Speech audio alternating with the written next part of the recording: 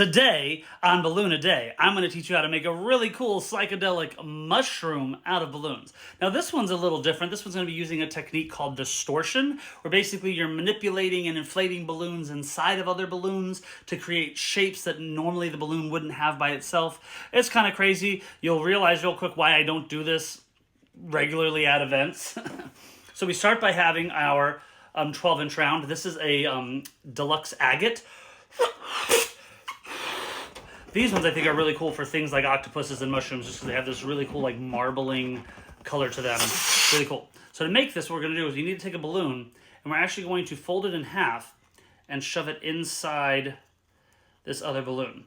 Because what the goal is I actually want to have a long section of the 260, which is the skinny balloon.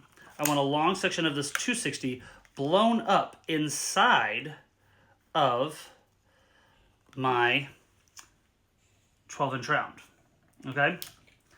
So what I'm gonna do is I'm gonna shove this down onto here. So now I'm gonna blow this up, and it should blow up a section of the 260 inside. I know, it's kind of weird and bizarre, okay? It gets kind of crazy. So then I'm gonna hold that while that's blown up, and then blow up the actual 12-inch balloon. Okay, and while that's blowing up, now I'm going to put a little bit more air into. Okay, so now you can't see it, but I can feel it. Now I have this balloon is blown up inside of the other balloon. So now what I want to do is I want to try and get it to be like a loop. So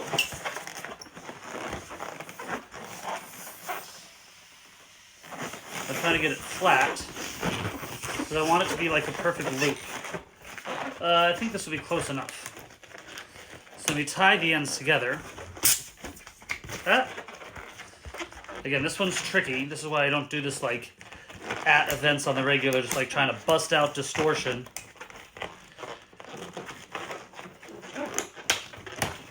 Okay, then we can break off these ends because we don't need those anymore. So now I don't know if you can see, but there's the 260 is now inflated inside this 12-inch round. Okay, so that's step one. Like I said, it gets a little bit tricky.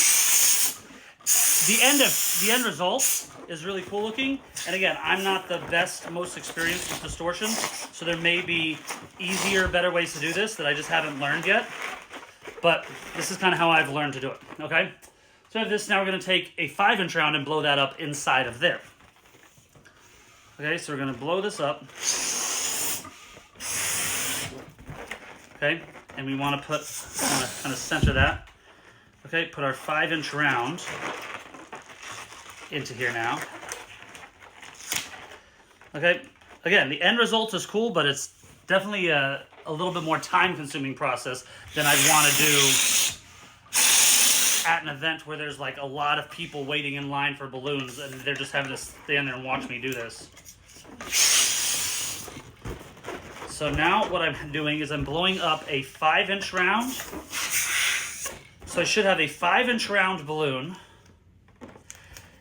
blown up with a 260 balloon inside of my 12-inch balloon.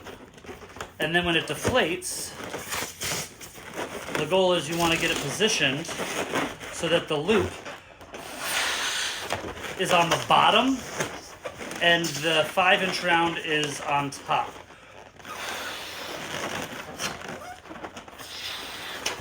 So again, just take some manipulating to get all the balloons into the right positions. We're getting there.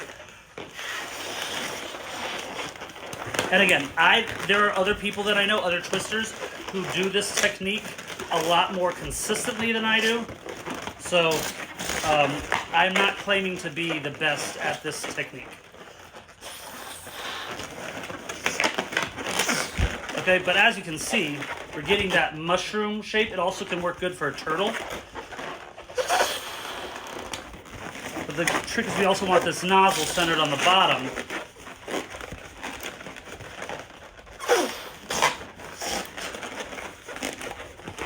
Okay, I think I overinflated the 5-inch round a bit too much, but you get the general gist of what we're going for here. I probably could have inflated the 260 a bit more and the 5-inch round a bit less. But the goal of what you want is you want to have the dome of the mushroom and then you want it to kind of flare out. So that's where this technique comes in. And again, with distortion, it's really cool. The people who get really good at it and do it consistently, I've seen where they make whole faces, where they use balloons inside of other balloons to put like a nose and cheekbones and eyes, and they make like a 3-dimensional person's face, complete with like nose and cheekbones and a jawline and eyebrows and eye sockets, all because they're manipulating balloons inside of other balloons. It's a really cool technique. But the only time I've ever really used it is to make mushrooms. So, because for me, I don't practice this technique enough. I'm not skilled with it enough that I feel like I can do this fast, consistently, like at a kid's birthday party or at an event. Like, for me, it just wouldn't be practical. Other twisters out there that do this technique more often, like Eric Weinstein, they may be able to do it faster at events, and it may be more practical for them because they're more experienced with the technique, but I am not. So this would not be good for me to try and bust this out at an event. So you could leave it like that, but I also like to take another scrap and kind of tie it around there for the mushroom. Again, this is not the only way to make a balloon mushroom, but in my opinion, this is definitely one of the coolest ways to make a balloon mushroom. But there you go. Could also kind of look like ice cream, I get that, but here's a really fun psychedelic balloon mushroom made out of balloons.